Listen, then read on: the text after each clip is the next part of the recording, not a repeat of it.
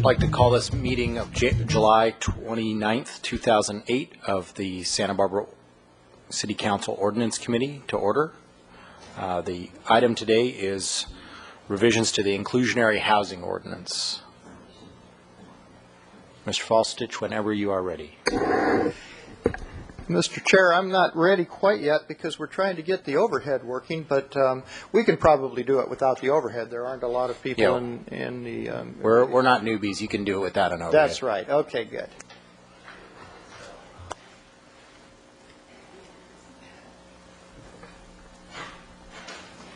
Okay.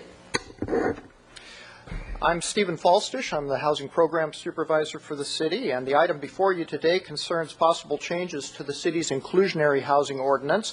On June 24th of this year, the council conceptually reviewed possible changes to the inclusionary ordinance and recommended and forwarded changes to be considered by the ordinance committee today. The first change is to lower the threshold in the current ordinance from 10 units down to between 2 and 9 units, to include 2 and 9 unit projects. The second is to change the method of calculating the in lieu fee, which would result in an in lieu fee of about $354,000 rather than under the current calculation over $470,000. The third would be to expand permissible uses of collected in lieu fees. The fourth, to change the payment due date for in lieu fees for projects of 2 through 4 units and make that date later. Instead of prior to issuance of building permit, make it prior to issuance of certificate of occupancy. That would lower the financial burden on those smaller projects. The fifth would be to eliminate any reference to lot area modification, with the idea that the increased number of units that's allowed through a density bonus by right is part of the ordinance, and a separate modification is not required. And then the last is to exempt affordable units meeting some criteria from the inclusionary requirement. And so what I hope to do is to step through the attachment to this agenda report and to look at the actual revisions to the language for, and we don't have that on the overhead screen, so we're just going to be looking at the attachments. And let's see, here we go. Oh, okay, these are the revised pages that you were handed, and they're available to members of the public who are here. Let me just say to the staff, if we could give a copy of the ordinance committee drafts, the revised ones, to the 2 members of the public that are here. There we go. So if it meets the wishes of the committee, I thought that I would just step through these changes one at a time. Some of them you have in your packet, and the ones that were just handed out as a revised we'll talk about when we get to those. And in fact, we're getting to them right away. If you'd look to the ordinance committee draft revised pages, this is the language that refers to the first change in paragraph A1 is simply a clarification of when the current ordinance requires middle income units and when it allows upper middle income units, which is basically the current ordinance allows developers to build units as upper middle income when they're single family homes built on their own lot. So a little higher pricing is allowed there. But the big change is developments of less than 10 units. And this is a change from what you may have seen in your staff report. What we're saying is we're recommending that the ordinance language give the applicant a choice of either building the unit in a project of 2 through 9 units, building one and keeping it as affordable, or paying the in lieu fee. And the in lieu fee would be $17,700 per unit, and it would but if the developer, for instance, was already intending to build affordable projects, affordable units, then building one middle-income unit would satisfy the requirements, and they'd have no need to pay an in lieu fee.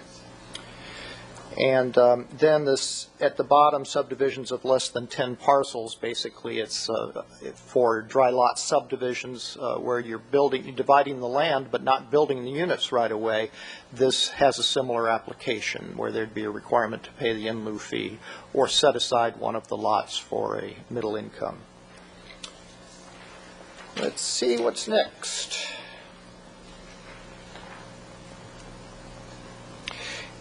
In your in the attachment to the agenda report on the page, the next page basically, which is 2843.80, we're just deleting number H. That was an error in the drafting, and so that actually repeats some other language. So I'm on these pages that I have aren't numbered.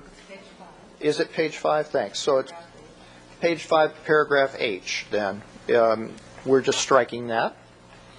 Then the next change would be on the next page of your attachment, but we're going to return instead to the new handout, which is in the section projects. Could you make reference to the code numbers? That would be easier than page numbers that could be different on different copies. That's right. So what I just said was 2843.080H is to be deleted from the attachment because that was an error. And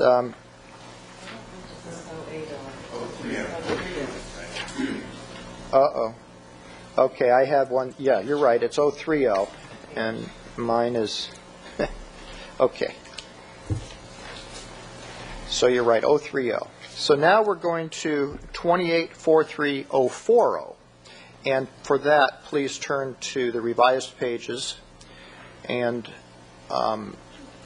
let's see, one word was added under number 1, rental units, and the big change is number 3. And again, this is different than was in your staff report, and I'd like to tell you what staff is proposing now. Council directed Ordinance Committee to consider exempting affordable units from the number of units that are counted when you're calculating the the inclusionary requirement. For instance, if you had a 20-unit project and the developer was proposing to restrict 8 of them at upper middle income, then what my proposal was in the staff report, I think following council's general idea, was that those 8 units wouldn't be counted and you'd have an inclusionary requirement on the remaining 12 units. In consultation with other staff in the city attorney's office, we came up with an idea that I think meets that intent even better, and that would be to say that, and really let me back up and say that the difference, what we're looking at is a developer, perhaps an employer, perhaps not, who is providing units that meet the city's affordability criteria but don't meet the definition of middle income in the ordinance. Basically, that means they're providing upper middle income units. Now, upper middle income units provide a substantial benefit, but not the same as the middle income units, which are priced lower. Mr. Chair. Instead of using these terms, could you use the terms that are the equivalent in percentage of AMI, because I can get my head around those easier. A middle income unit, which is what's required by the inclusionary ordinance, needs to be affordable to a household at 120% of AMI, and the maximum incomes can go up to 150%. And I think even an easier number to get your head around is that a 2-bedroom condo would have to sell for about $250,000. A upper middle income unit is targeted to be affordable to people at 160% of area median income. The maximum income they can earn is up to 200%. And the price for a 2-bedroom upper middle income unit would be $350,000. So the developer could sell an equivalent unit to a higher income household for an extra $100,000. But that is still quite a below market benefit. We're talking about, maybe $300,000 below what the market value of that unit is. We wanted to recognize developments that had upper middle income units without imposing the inclusionary requirement on them already. And so what this draft language for your consideration is that says if a development includes 30% of upper middle income, they'll be exempt from the ordinance. So that basically it's a way of saying, in a little different way, you can build 2 upper middle income instead of 1 middle income unit and still be considered to be providing the benefit that we're hoping to receive from this ordinance. Mr. House? So twice, basically, the inclusionary rate that we would like, say, from 10 and above. 15% is our inclusionary requirement, and it would be basically twice the inclusionary requirement, and that would be from 10 and above. Now, this is intended to apply for the smaller projects as well. This is in the general language section, and it doesn't call out the smaller projects. That's right. It would apply to projects of, for instance, a 3-unit project. If they provided one of those 3 units as upper middle income, then they would be exempt from paying any in lieu fee. Thank you. That's very clear. Okay. So that language is new, and it's for your consideration today. And what would be the price of, say, a upper middle? An upper middle 2-bedroom would be $350,000. So continuing on, the next one is 2443050, and that again is different, and it's in your revised pages. And this has to do with providing units on site, and this is where we talk about the need, that there's not a need to apply for a lot area modification because the density bonus is provided by right. It's more of an administrative change. It's no policy change at all, but it's a clarification that someone who is entitled to a density bonus unit because they have an inclusionary requirement, they don't have to submit an application for a lot area modification because it's really not a discretionary act at that point. It's mandated by the ordinance.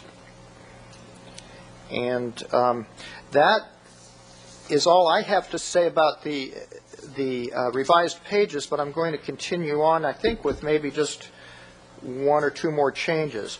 Under 2843.070 in the attachment to your staff report,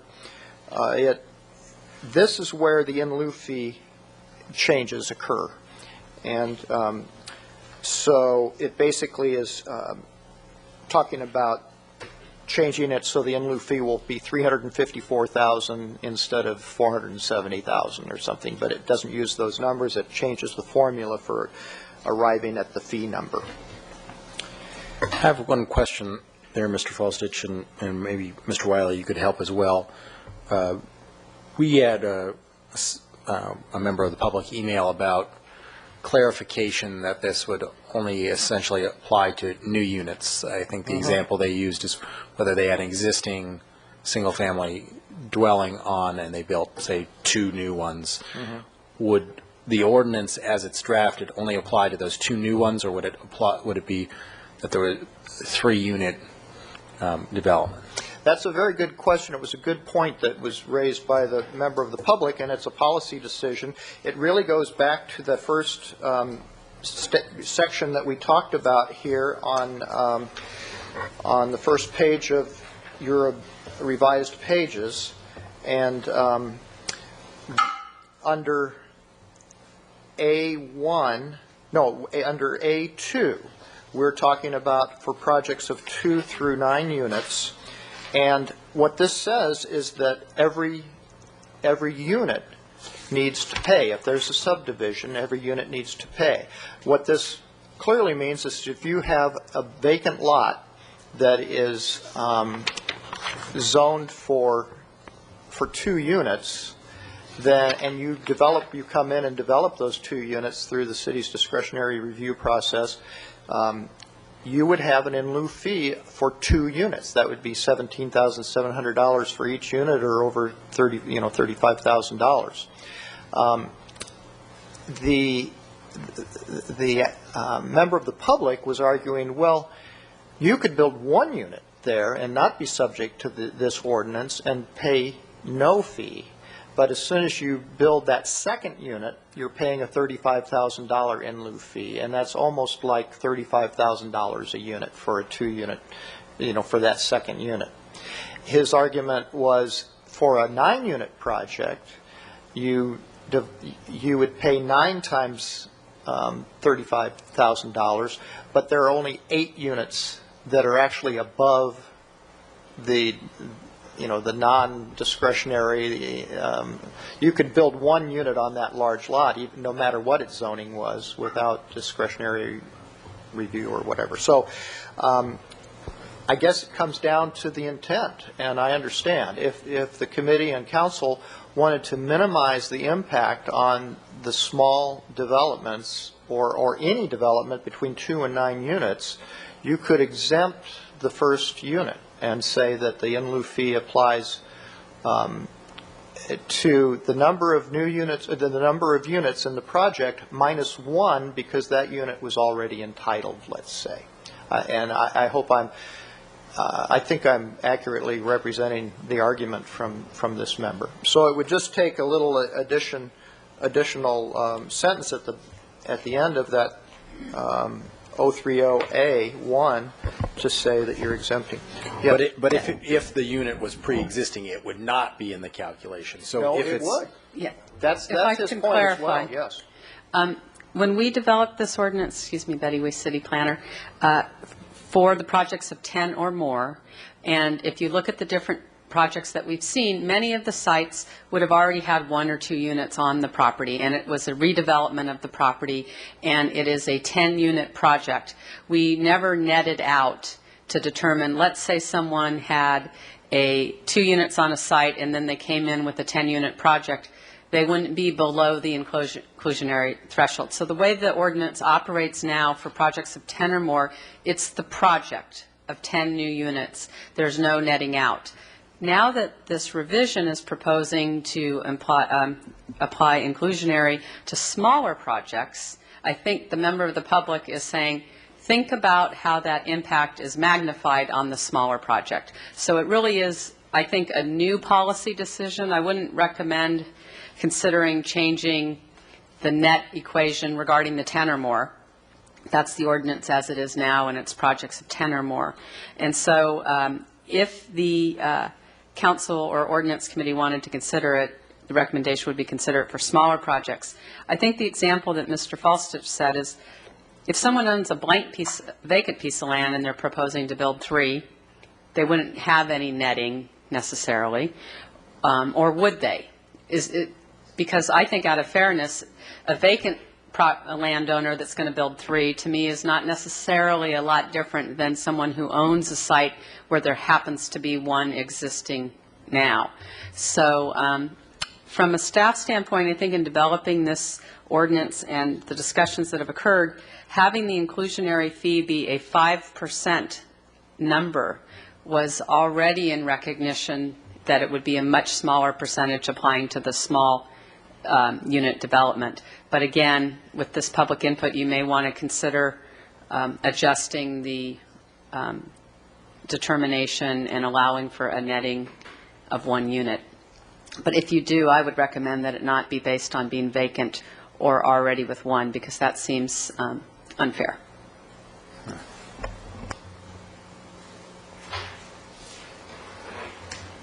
Okay. Is it okay to continue? Yes, sorry. All right. Let's see where I was.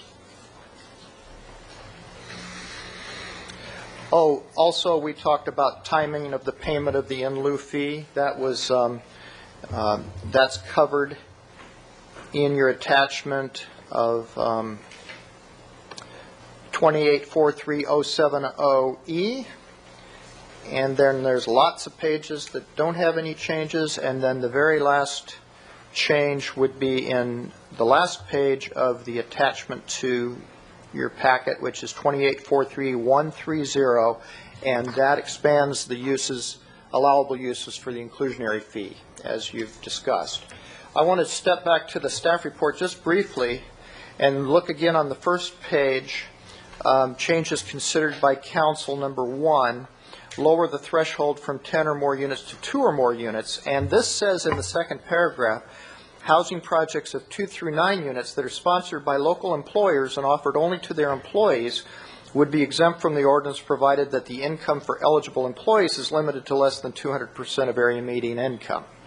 That was something that was added on at the last minute, the last council meeting, in response to the request by Mr. Amerikaner and on behalf of Westmont College to exempt this employer-sponsored projects. They had asked for exemption from the whole ordinance, but staff recommended limiting it to these changes.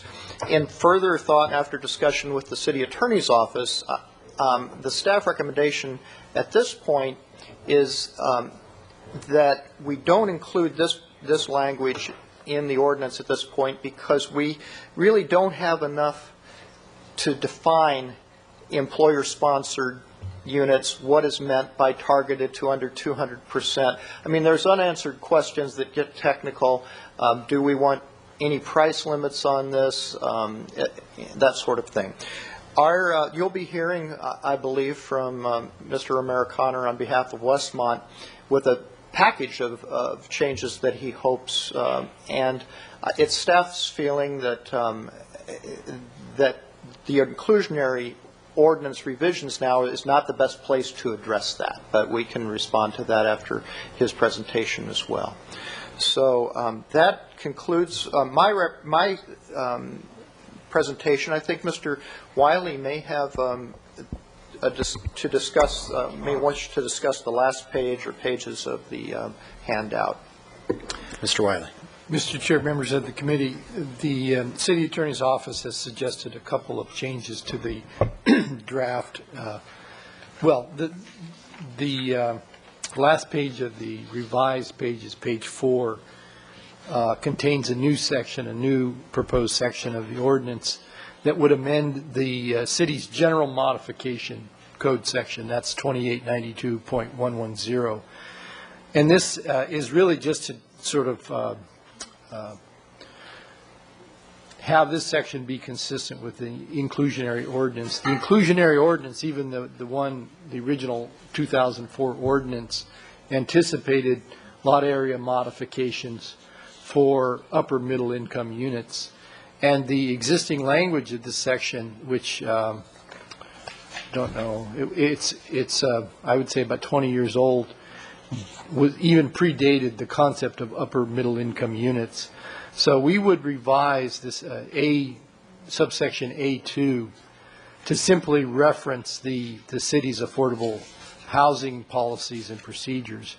And that would have the effect of making modifications for any affordable unit, including upper middle income units, possible, which is what the inclusionary ordinance has said since 2004. But this code section did not recognize that or acknowledge that. So it would be an appropriate cross-reference, in my opinion.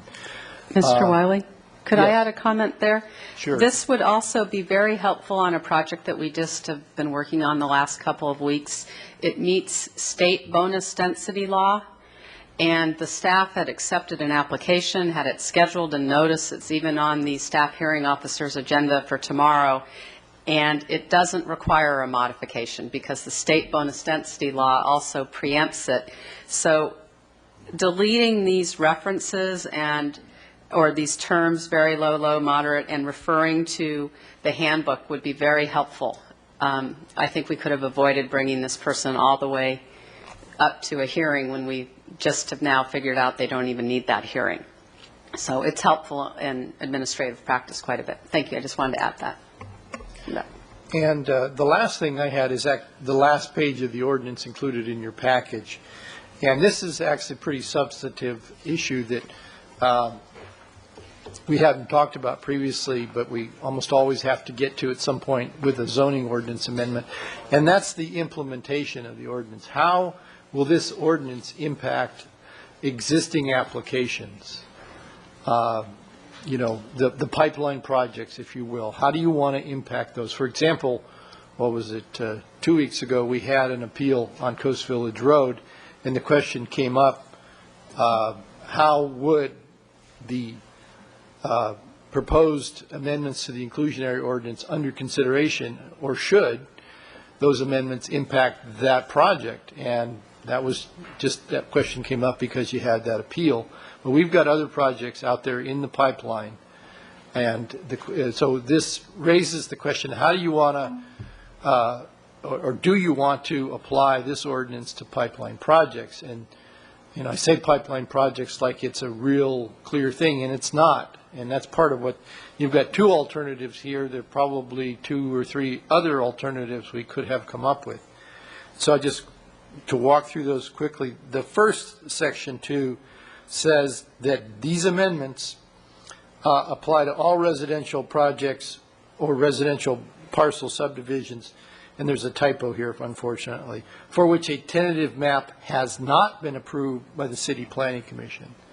So if you're in the pipeline and you have yet to go to the Planning Commission and get your tentative map approval, you would be subject to this ordinance.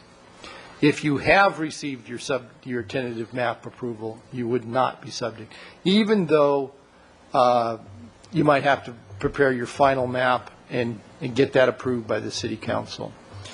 The second alternative is to apply these amendments to all projects which have yet to be deemed complete. The applications have yet to be deemed complete.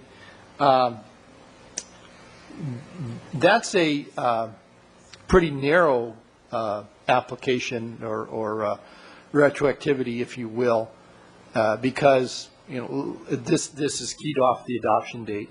And let's say we adopt on November 1st or something like that, then this would only apply to those projects which had not been deemed complete as of November 1st. That's plenty fair, if you will. I mean, you know, between now and November 1st, people will be advised or will become aware that this is under consideration, and probably will get a written advisory from the staff that, you know, we've got this new ordinance going to be taking effect, and you're going to be subject to that. So you know, in a sense, you should not have many applicants saying this is a late hit under this scenario. As I say, there's other ways to do this. The city has never really taken the extreme of applying it to any project that hasn't pulled a building permit. But in theory, in legal theory, they could even do that. So that's something, that's a clear policy decision as to how you want to implement these amendments. Questions, and then we'll hear from the public. Mr. House? 2 things for clarification. Well, let's just deal with that one first then. To be clear about the first option, Section 2 here of 2843130, that would be any project that may have gone through the DART process, gone through Architecture Board of Review, but of course, the ones we're talking about would have to go to the Planning Commission. So maybe they've been to the Planning Commission if they've been continued or whatever, but they haven't gotten the majority approving the project. That's what you're talking about, right? Yes. And if I could clarify, because I think this actually helps to understand this question that was raised about existing units and how you count the number of units. This ordinance only applies to subdivisions, because this ordinance is not about rental units. And so when we say units, we're talking really about condominiums. And, you know, people don't take an existing home on a parcel and build more in a condominium situation without making all of the units condominiums. So that's how we count the units, and so all of the projects that would be subject to the inclusionary ordinance are going to have a subdivision map. And they'll all have to go to planning commission. Right. And that's why this, okay, that's what the clarification I wanted to hear. The second question I have has to do with 28.43.070, and that's B, the calculation of the in lieu fee. And Mr. Faustich, would you please walk me through that? When we added the, in this revised version that was in our staff report, and we added the two-bedroom underline and the word moderate and 100% and all that, it threw me a little bit, because then it seemed like we were given an example, but then the way we were wording it, it was that we're really comparing the difference between a two-bedroom and a two-bedroom, and I got lost in there. Would you just walk me through that calculation, please? And maybe for anybody who had read this in the public, it would be helpful for them to understand that as well. Sure. The real substantive change has nothing to do with the two bedrooms that are underlined. That was added just to make it more clear. I think the original ordinance should have had those words in there for clarity, so we're adding it at this point. So there's no policy changes by adding the clarification that we're talking about two-bedroom dwelling units. The simplest way, without walking you through right now, the simplest way to say this is that we're trying to make the in lieu fee as basically what it would cost the developer to build the unit and then price it at an affordable price. So it's going to cost more in Santa Barbara to build a unit than the affordable price is. What we used to say is, let's say, well, the example that I'd used before is the construction cost was $600,000. No, not the construction cost. The market value was $600,000. Now, it gets confusing because then we say we take 15% off of that. The reason that we do is that we're assuming that 15% of that $600,000 is developer profit. And what we're really trying to get to is what it costs to build that. So the construction cost would be $90,000 less than $600,000. It would be $510,000, let's just say. So what the in lieu fee is the difference between the sale price that we would allow in this calculation and the $510,000. Now, before the ordinance said we're going to talk about the low income price, because we may be using these collected in lieu fees to subsidize low income housing, and when we did that, the in lieu fee came out at $310,000. Well, what happened in the intervening years is that the median sale price went up from maybe $350,000 to $600,000, or $400,000 to $600,000. And in the meantime, the in lieu fee went from $310,000 to $475,000. So we said, okay, what's a way to capture the original intent of council at the time? They thought $310,000 was a reasonable number, but is $475,000, is that in line? And so what we did is come back and say, instead of looking at the difference between that construction cost of $510,000 and that very low number, we'll look at the difference between that and a moderate income. And when you do that, the moderate income can sell for $150,000 more than the low income or something, so that decreased the in lieu fee by about $150,000. But I'd be happy to step through the actual language and show you how we get to that. It's just a little bit convoluted.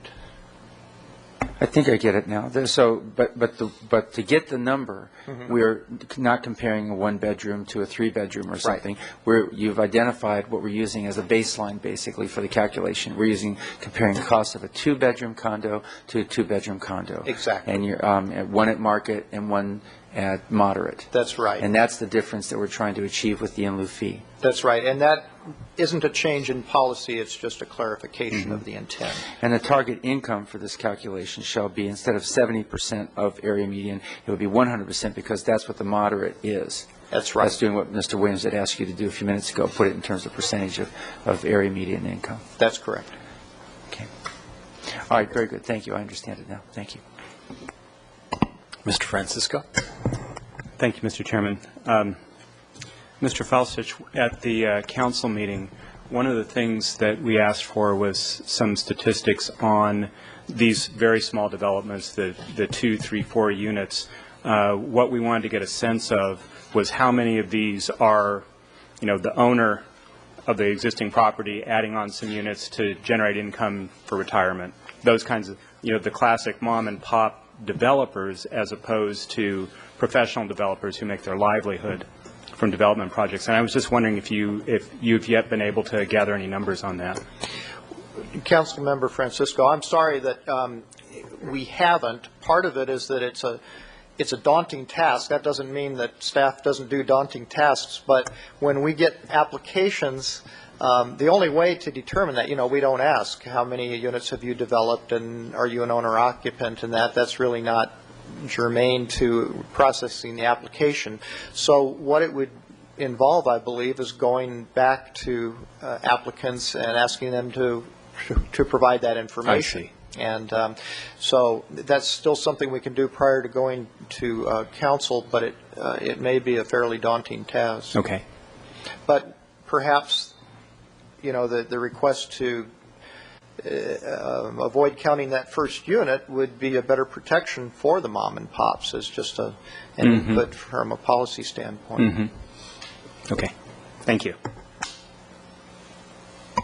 Just one question before we go to the public.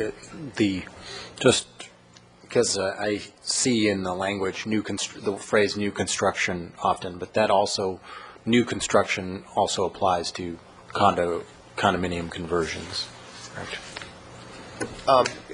Mr. Chair, I'm not sure. It depends on the context. I mean, we wouldn't really call that new construction, but we would call it a new subdivision because you're going from one to two condos, and that's a subdivision. Okay. And we'll hear from the public, and if anybody else has a speaker slip, please turn it in at this time. Mr. Americana? I guess I feel at liberty just to ask you a question from the beginning is with the suggested changes in 0403, would not this be a sufficient change to handle most projects of your type? And I guess that would be the first question. Generically, would it be enough to handle most projects of this type, and then secondarily your project in particular? And the answer is yes. It likely would take care of most projects of our type. I feel a little like a party crasher because you're having a certain kind of party, and we're coming in with a different kind of a party, but we think it relates. Since you're looking at the affordable housing program, and we've been working with the housing policy task force that the council set up a couple of years ago, we've actually made a presentation to that group twice about what Westmont would like to be able to do. And I described it in the letter to you, which I assume you all got and had a chance to take a look at. I won't go through that. Westmont has a specific project now in the pipeline. It submitted an application for a project over near Cottage Hospital in the Oak Park area for 13 units. There are some existing units on the property now, and those would be either torn down or renovated, and then new units built, all owned by Westmont and all made part of this concept. And the concept would be that Westmont would develop the project and then sell the units to its employees at highly subsidized prices, and then have the right to reacquire those units when those employers and those employees either quit or need to move to either a larger or smaller unit, depending on what their family situation is. And it's a novel concept not yet reflected in the city's ordinances, and as a result, of course, we got an incomplete letter saying, nice idea, but you can't do it under our existing laws. Well, we know that, and that's why I think we're here today, because we would like to have the City Council tackle the idea that Westmont would like to put forward, and that is allow employers who are interested in using their own money to help their own employees get into housing and stay in housing. And the real key is not just what housing do they get when they first take the job, it's what housing do they need and get 3, 5, 8, 10, 15 years later as their housing needs change. And the real shortcoming with any affordable housing program is that it's static, it's fixed in time. And it's very difficult to provide longevity for those employees over the years. And that's what Westmont wants to do. That idea, that model, requires a very different set of ideas than is currently reflected in the city's ordinances. And we appreciate that. And it's going to take some stretching by all of us to make this work. But we think the time to do it is now that your focus is on the affordable housing and the inclusionary housing issue. Now that we have a specific project on the drawing boards that we can actually use a model, discuss it, and use it as a specific example to help everybody grasp what it is that Westmont wants to do. And we think that the time to draft these amendments now and to discuss these amendments is now. And so that's why we're here. That's why we're crashing this party, asking that you tell us, if you're in a position to, that you think that Westmont's idea has merit and that it should be pushed forward. And then we will work with staff and try to bring back to you quickly the language necessary to implement it. We don't think the language is difficult to do. We think we've got some policy points and issues that we want to discuss with staff and be sure that we're all on the same page, or if we're not, at least we understand where our differences are and we can bring those to you. But our issue now is one of time. We'd like to get the project up and built and occupied by our employees, and so we're ready to move forward with these changes at this point. And with that, I will desist and answer questions if you have some. Sure. I do have one, but Mr. House has one first. Mr. Americano, reading your letter, the cover letter had 3 key points that you were making, and and as I read through them, first I want to ask, and then of course you had these attachments that look like very interesting proposed language that might be a fit for some of the refinements that we in the city might be able to adopt or benefit from, and as we further work on this, and its subsequent iterations, more likely. But these 3 points here that you had, the narrowness of the language in the exemptions of employer-sponsored projects, and then the preparing of these revisions, consideration of the revisions, you wanted to make sure that would come back to ordinance, and I think the language is pretty clear that it would. So taking the first one, I just wanted to understand that better, because I couldn't see, I couldn't quite see how there was a problem with our language, except maybe instead of the one is the building of, the other is the acquiring. Anyway, could you help distinguish those key points in number 1? Sure. That was also my question is the reason why the ordinance change, does that not address point number 1 because some of the housing that you're proposing to build is for more than 200% of AMI? No. The language that's proposed today goes in the right direction. It doesn't obstruct what we're trying to accomplish. It's not 100% what we're trying to do. And I'll explain the difference between what the staff has proposed and what we've proposed. Staff has proposed to exempt entire projects where a certain number of the units are affordable. 30% of the units are affordable. That's fine as far as it goes. But we're posing a different question. What happens when an employer, when Westmont, wants to acquire 4 units in a 20-unit project, and only 4 units?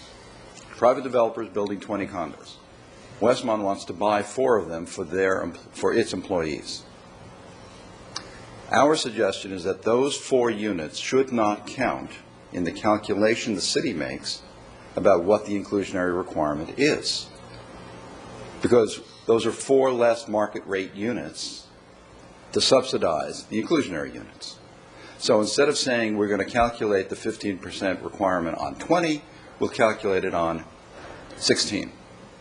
So we'll take the 4 units out that are going to be part of the employer program, and then calculate either the number of units required, inclusionary units required, or the in lieu fee based upon the market rate units that are being built. That was our notion. That's what's in my first paragraph. Okay, that's helpful for me understanding. Now, of course, with what's being proposed here today, and for us to consider, is if you say had 6 of those 20 units, the whole thing would be exempt from the in lieu structure because 30% would be going to affordable. And I think that I would like to hear, after you're done, our staff's response to all of this so we can balance this out a little bit. Mr. Francisco? The potential point of order here. I'm just, I read Mr. Americano's letter, and, you know, there's some good ideas in there, and certainly worth talking about, but I'm a little bit uncomfortable with the idea of directing staff to act on something that hasn't been agendized, that the public has had no chance to see, and It would be, I think Seems you're irregular. right, that it would be inappropriate for us to say, "Look, we're going to pass this inclusionary housing ordinance today, plus Mr. Americano's revisions." That would be inappropriate. However, what would be within the bounds of reason is for us to say to staff, we might want this changed, or this changed, or this changed, and it come back to us next week or whenever the next meeting is. Okay. That would be, Okay. I think, appropriate. And then that was my reason for coming today, is that you're making changes to an ordinance. We're proposing some additional changes, and we thought, well, rather than let this opportunity go by and not raise the issue, we thought it was right to raise the issue now, recognizing that we've wandered beyond the bounds of what you actually have before you today. So we appreciate that, and we understand that the committee is going to take all of this up again in a new set of ordinances and other changes that the committee would consider. And then the point number 3 is that is not covered in current law. That's right. The density bonus does not apply for beyond 120% of AMI. Is that Right, State you're density. entitled, if you're granted a density bonus that's outside of the inclusionary ordinance, let's just say you come in with a request for density bonus, the city's requirement is those density bonus units be targeted to 120%. They be middle income. Mr. Wiley, click down. Mr. Wiley was wanting to bring up a point? We just heard your clicker go Oh, no, on. I'm sorry, I didn't turn it off. It's from the one last we time. we I didn't look for. have anything to add. The general subject of the inclusionary ordinance is before you, so, I mean, if you would prefer to have this come back, you can, but I don't think there's any legal reason we have to do it that way. Okay. And, when someone submits a letter to the city in connection with an agenda item, that becomes a public document. And while, as a practical matter, this doesn't always happen, if any other member of the public asks for a copy of it, they would get a copy of it. So,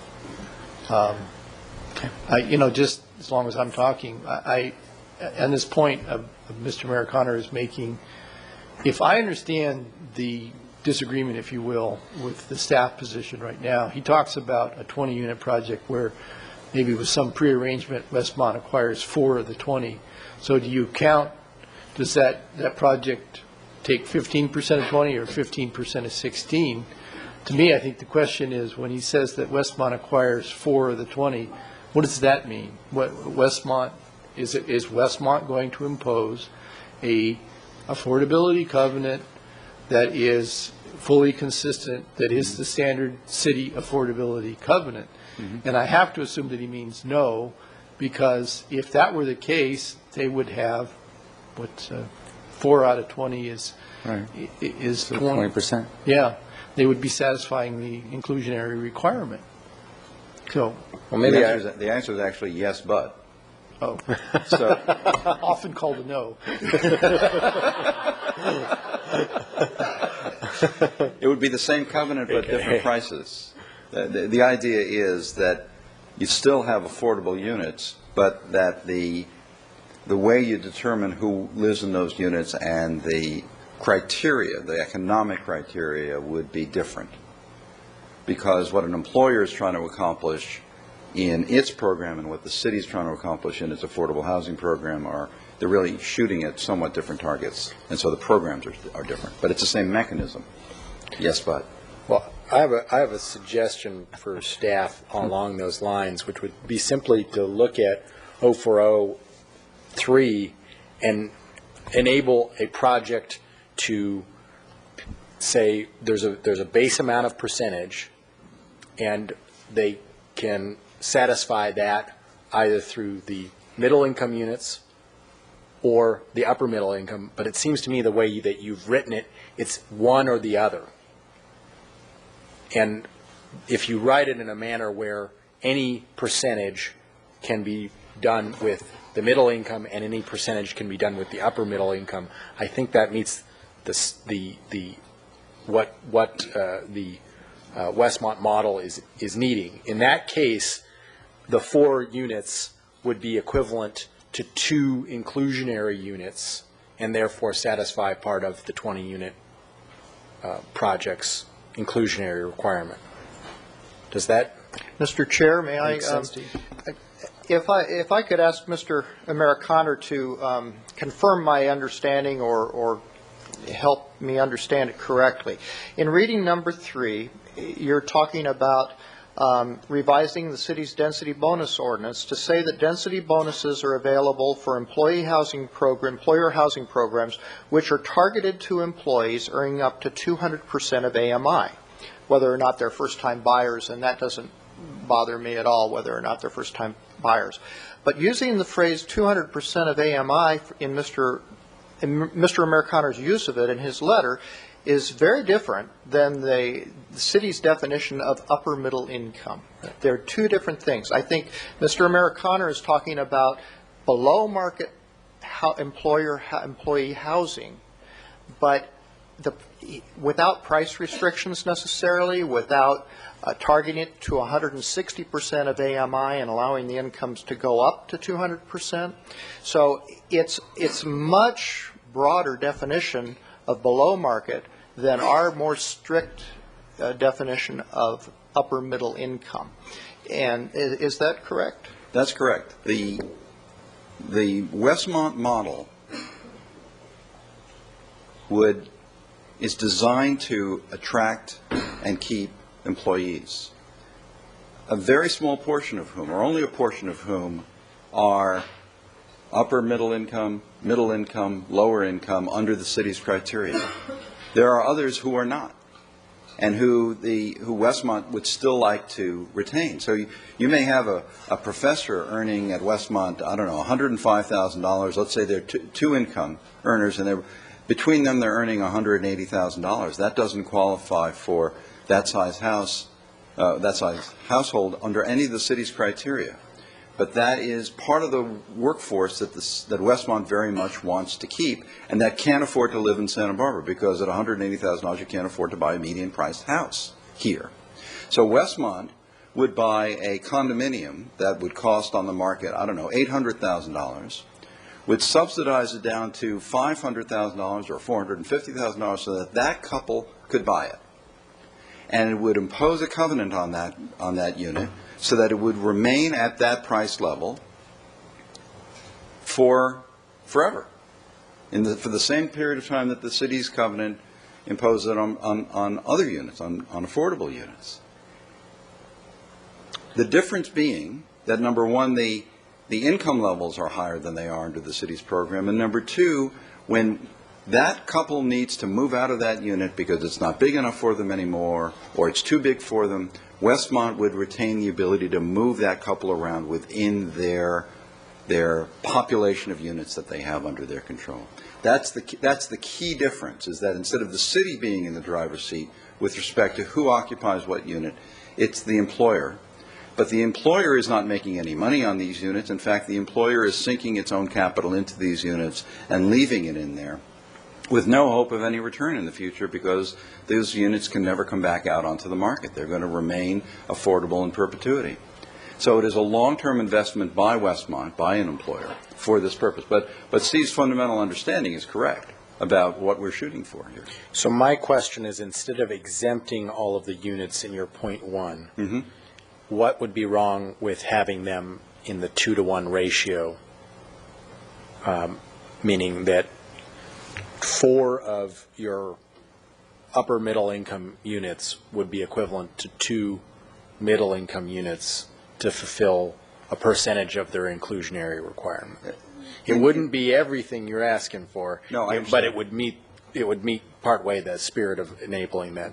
In the conversations we've had with staff has made it clear to us that if it's a 20-unit apartment building that has to have 3 affordable units under the city's 15% rule, that Westmont could not buy any of those inclusionary units, that Westmont should not be able to buy those inclusionary units. It should only be able to buy a market rate unit and then subsidize it down to whatever rate is necessary for Westmont's purposes. And so I think your idea would run counter to that idea of making those three units available to the public at large and not have Westmont come in and scarf them up. That was part of the notion. Okay. So we thought, all right, if you can have 3 affordable units or 3 inclusionary units, and Westmont's going to come along and buy 4 workforce, or I should say market rate units, at least let the builder, at least don't tax the builder again for those 4 market rate units. Okay. Any other questions? Let's it's time to change our cast of characters. And Yes, Lisa. Well, Mr. Francisco. Thank you, Mr. Chairman. I do have one question, Mr. Americana. I don't quite understand if the employer is buying these units, buying the market rate units at the market rate, how is the employer being penalized? I mean, how is the developer being penalized? Because the developer has to try and, well, it's a good question. It's a very good question. Let me think about that one. I assumed it created an economic disincentive, but I can see that potentially it doesn't because of the way the market forces operate.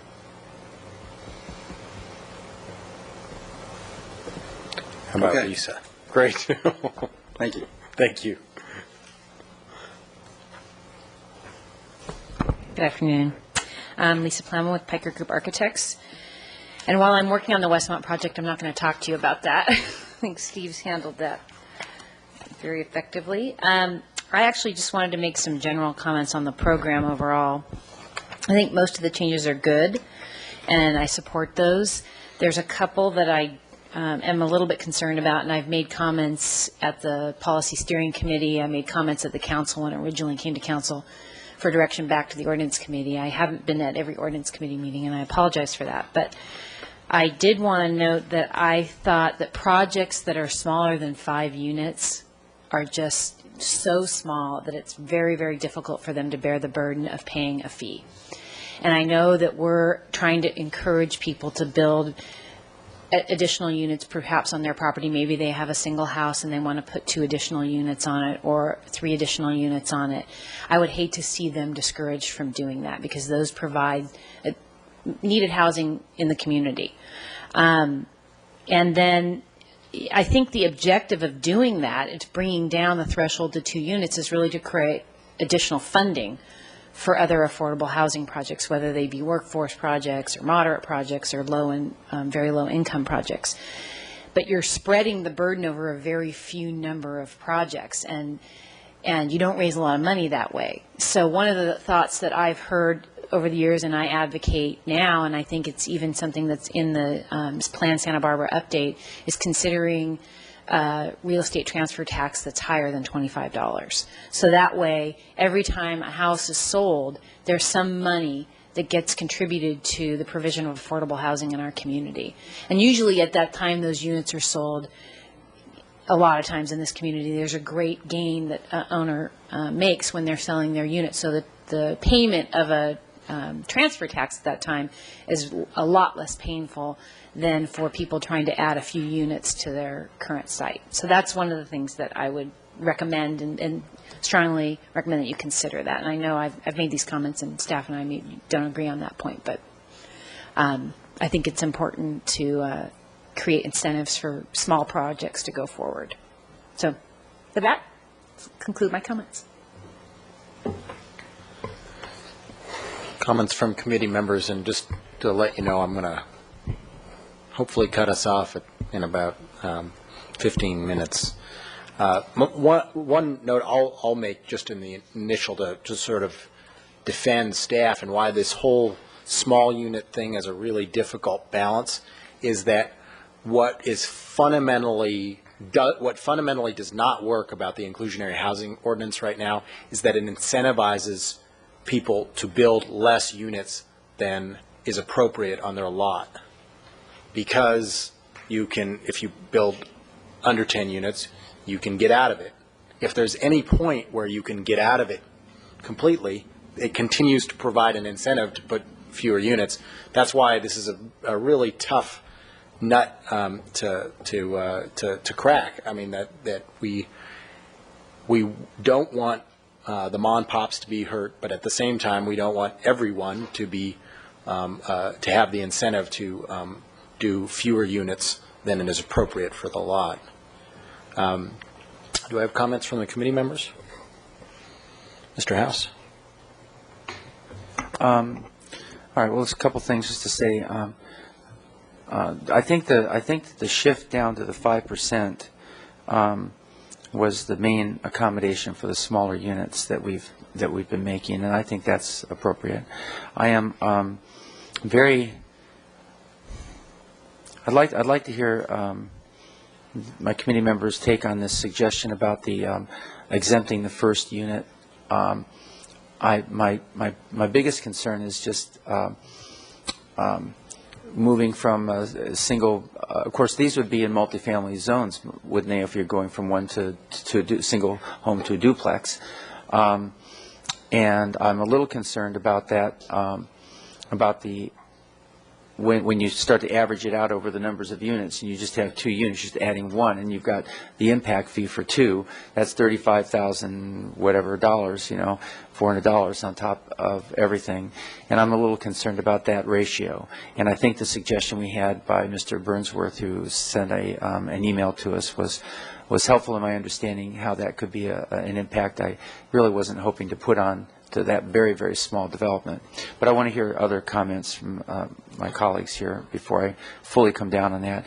I'm glad we eliminated H from that first section. That was problematic. And the changes that are recommended in the revised pages that we have that were just went over, I can support.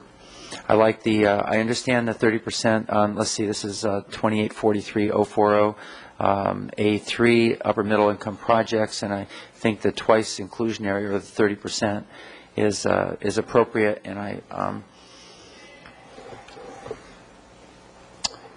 and just see if there's any other specific comments there. Found a little typo here, I'll hand to the clerk later. And I think that's it. Now, so then on the question of that very last page on 2843130, and then E, section 2, I tend to think that we should go ahead and take the first one, that it's not gotten its approval at the Planning Commission level. I think that this is something that's been in the works for a long time, and people are aware of it, and that it's time to kind of fish or cut bait, and we would make that determination at that level. But again, I'll be interested to hear what others have to say. And then to these last points that we were just getting with Mr. Mayor Connor's letter from Westmont. One of the intents of this really is to address a certain income level of, so for me, part of what Mr. Wiley had said, if it were to comply with the city's program, and maybe it's a private program that has other amenities or embellishments, but it's fundamentally complying with what the city has, I could certainly see how that would work. There is this other issue, and I don't know if it gets blended into what we're doing here or not. And the other issue is we've tried to address it with this upper middle category and this exemption, but that's where somebody who is an employer who's participating in a project, and it addresses the issue of retaining housing our workforce, just in general, not the affordability thing, but the idea of housing our workforce. And so feels like slightly different issue. They're related, but, and I hate to see a project like that, or, you know, I don't see why it would actually hold up your Westmont from doing what they want to do, quite honestly. And so I don't see that it blends into this yet. I don't see how we take that up in today's discussion.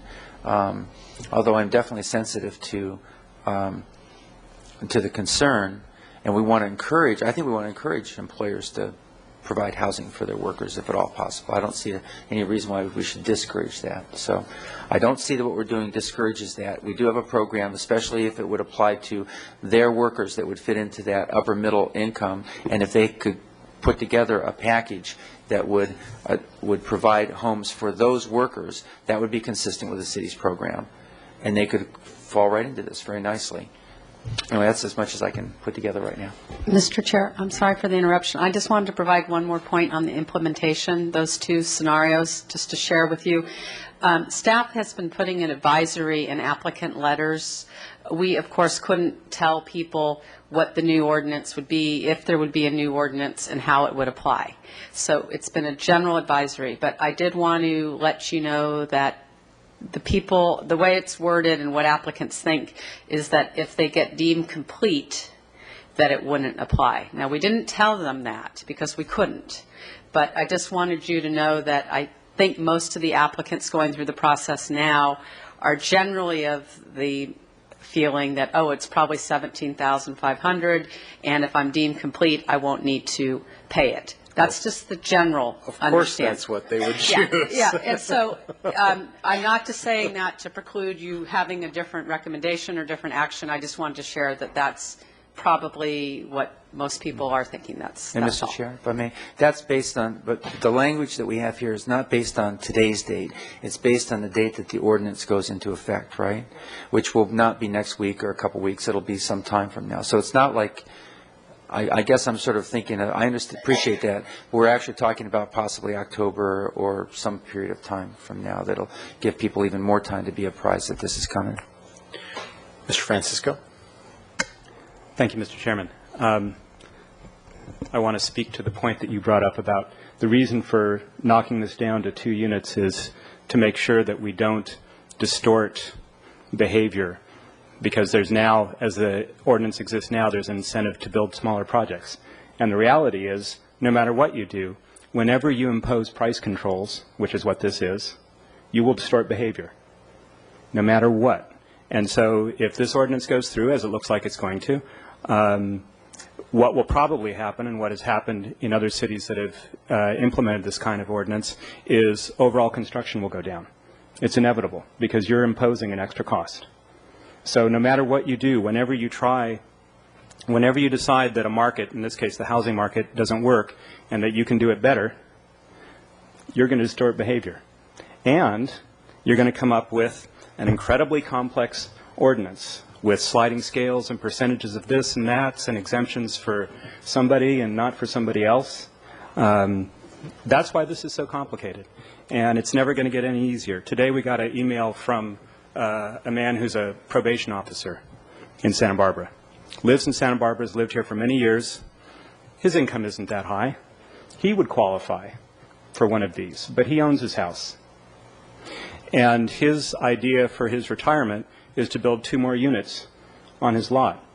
And his very reasonable question was, well, if the whole purpose of this is to support people below a certain income level being able to live in Santa Barbara and provide useful community services, why should I be required to pay this in lieu fee if I build 2 more units on my lot? Good question. And those are the kinds of questions that are going to come up again and again and again. Whenever you try to say there's a certain class of people that because of their income, they deserve to get money from other people to buy houses in Santa Barbara. That problem is inevitable. And you will have, without doubt, the situation of people getting this benefit who earn more money than other people who are paying for the benefit. So that is the fundamental philosophical problem with this ordinance and why I won't be voting for it. But to get back to details, in the end, in the implementation clause, I would just like to point out that under either of these proposals, the development we saw at 1298 Coast Village Road would not have been required to pay this fee. And that's yet another reason why the highly irregular procedure under which that money was, I would say, forced from them, though they went with it willingly, knowing what they were getting in return. That's yet another reason why that sort of thing should not happen. Thank you. Well, I feel that we should pass this ordinance changes today. I do agree with Mr. House that this should be triggered by the tentative map approval for Planning Commission. I do think that we should talk about number 3 in Mr. Americanor's letter at another point when we could vet really the implications of changing density bonus. I think there may be a point to it. I still would like to incentivize a range of incomes in employer-sponsored projects, but I could understand that we would want to give them the bonus density at some level. But I think that is something that we really need a full hour or two to really handle in and of itself. So I'd like to ask that we bring that part back, but pass this today really as is. I would say that we could exempt the first unit, but I would say that the one danger in that is to exempt the first unit if it's a condo conversion, because really that defeats the point that you're raising of exempting the first unit. And so I want to ask staff or the city attorney if there's a way that they could vet that before it came to council, a way to separate and only exempt the first unit if it's new construction instead of a condo conversion.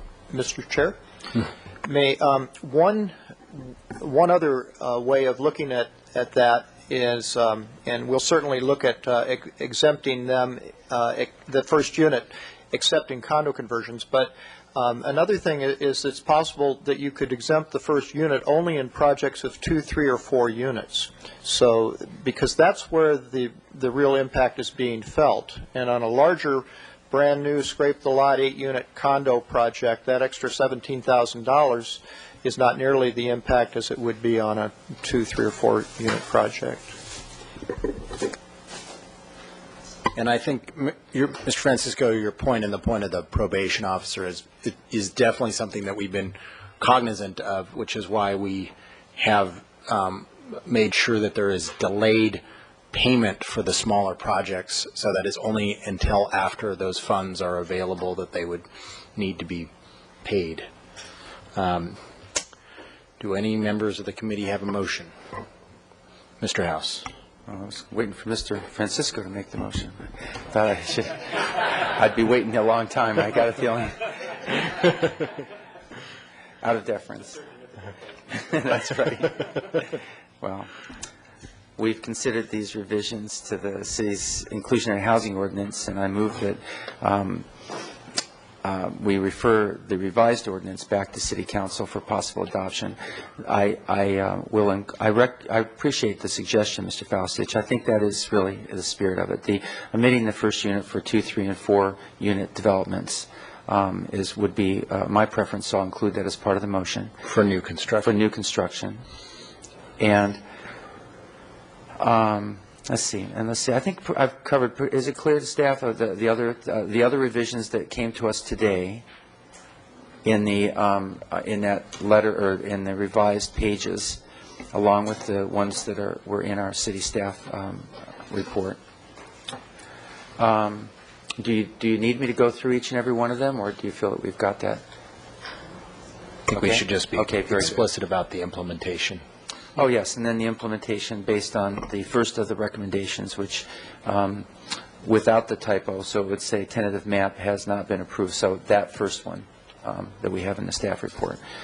And in making the motion, I just want to say, yes, there is a manipulation here. We're attempting to address an unmet need in the community and to do it with the responsibility and the powers that are given to us by the voters. And I think that we're really doing our very best to look out for the range of our constituents, especially those who are in a spot. And we're trying very hard to address that issue. And I think that's our job. We were hired to do that as best we could. But anyway, that's my motion. Second. We have a motion and a second. Discussion on the motion? All those in favor? Aye? Aye. Opposed? No? It's a 2-1.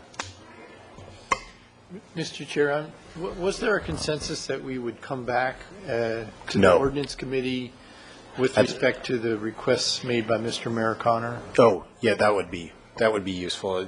Does the committee concur that we want to address it at very least 0.3 density bonus in a separate hearing?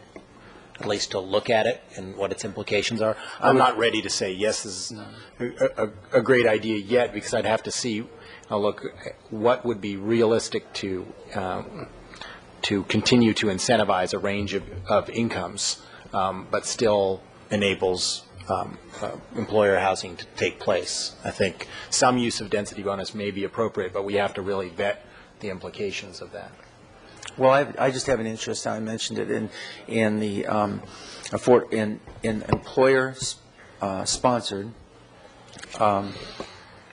non-market rate housing, and I believe that I'd very much like to hear staff having a chance to go over some of these suggestions, and that we could have a discussion here about that. And I think this is a good starting point.